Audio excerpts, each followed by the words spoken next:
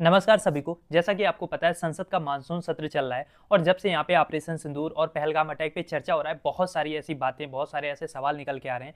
विपक्ष लगातार सरकार पे हमलावर है। सरकार जवाब देने की बजाय गोल मटोल बातों में अपनी जवाबदेही से बच रही है। पर ऐसे में उसी संसद से एक ऐसी तस्वीर वायरल हो रही है जो अपने आप में बहुत सारी बातें कह रही है। दरअसल हुआ ये है कि मोदी जी जब अपना स्पीच देने के लिए पार्लियामेंट के अंदर आते हैं तो उन्होंने हाथ जोड़ा। आपको पता है कि उनकी एंट्री पे सारे सांसद मोदी मोदी करते हैं। ये अलग बात है, ये सब उनसे करवाया जाता है, सब कुछ स्क्रिप्टेड होता है। पर मोदी जी के सामने सब जो जहां मोदी जी नहीं भी देख रहे होते वहां के लोग भी उनका अभिवादन करते हैं, हाथ जोड़े रहते हैं। पर जब मोदी जी हाथ जोड़ रहे हैं तो उनके सामने नितिन गडकरी खड़े हैं, हाथ को पीछे बांधे हुए, ना तो अभिवादन स्वीकार कर रहे हैं, ना ही कोई एक्स्ट्रा एफर्ट कर रहे हैं मोदी जी को खुश करने का। अब संजोग से ये जो फ्रेम है ना, ये तस्वीर ये वायरल हो रही है। खैर, इस तस्वीर में मोदी जी और गडकरी के बीच में अमित शाह और राजनाथ सिंह भी हैं जो हाथ जोड़ के मोदी जी को अभिवादन कर रहे हैं। पर दरअसल ये तस्वीर ये दिखा रही है कि एक फ्रेम में होने के बावजूद नितिन गडकरी और प्राइम मिनिस्टर मोदी में कितनी दूरी है। और गडकरी शायद बीजेपी के ऐसे इकलौते नेता हैं जो बीजेपी में होते हुए, कैबिनेट मंत्री रहते हुए, अपनी राजनीति को मोदी जी की लाइन से बहुत अलग रखते हैं। मोदी जी को चापलूसों की फौज पसंद है जो दिन रात मोदी मोदी करे। वहीं नितिन गडकरी कहते हैं कि मेरे पास फूल लेकर मत आना, काम की फाइल लेकर आना।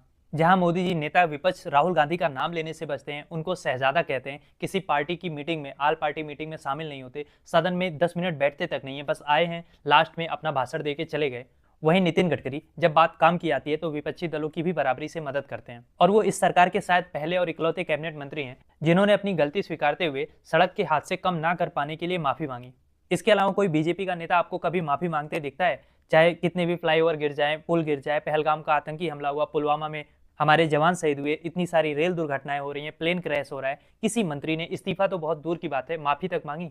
जहां मोदी जी अपनी जरूरत के हिसाब से कभी धर्म की तो कभी जात की राजनीति करते हैं, वहीं नितिन गडकरी साफ साफ कहते हैं कि जो बात करेगा जात की उसको हम मारेंगे लात। मोदी जी सारी गलती जो है वो नेहरू, इंदिरा, कांग्रेस, गांधी परिवार इसी सबको देते हैं। वहीं नितिन गडकरी जो है वो अपनी भी सरकार को, अभी 26 जुलाई का उनका बयान है, कह रहे हैं कि सरकार बहुत निकम्मी चीज होती है। नागपुर में उन्होंने ये बयान दिया। आपको पता है महाराष्ट्र में डबल इंजन की सरकार है, तो जाहिर सी बात है ये कमेंट अपनी ही सरकार के लिए था। खैर, अब सवाल ये आ रहा है कि क्या नितिन गडकरी नेक्स्ट धनखड़ होंगे? तो देखो, इसका जवाब है नहीं। नितिन गडकरी को आरएसएस का पूरा सपोर्ट है। इनफैक्ट इनको हटाने की बात तो बहुत दूर की है, अगले पीएम के रूप में नितिन गडकरी जो है वो आरएसएस की पहली या दूसरी पसंद होंगे। अब देखना यह है कि सितंबर में होता क्या है। क्या मोदी जी रिटायरमेंट की ओर बढ़ेंगे या फिर जैसा कि निशिकांत दुबे कह रहे हैं कि बीजेपी का 2029 का चेहरा भी नरेंद्र मोदी होंगे?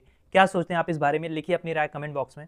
और इस टॉपिक का कंप्लीट वीडियो आप डायरेक्ट चैनल पे भी जाके देख सकते हैं, नीचे लिंक पे भी क्लिक करके देख सकते हैं।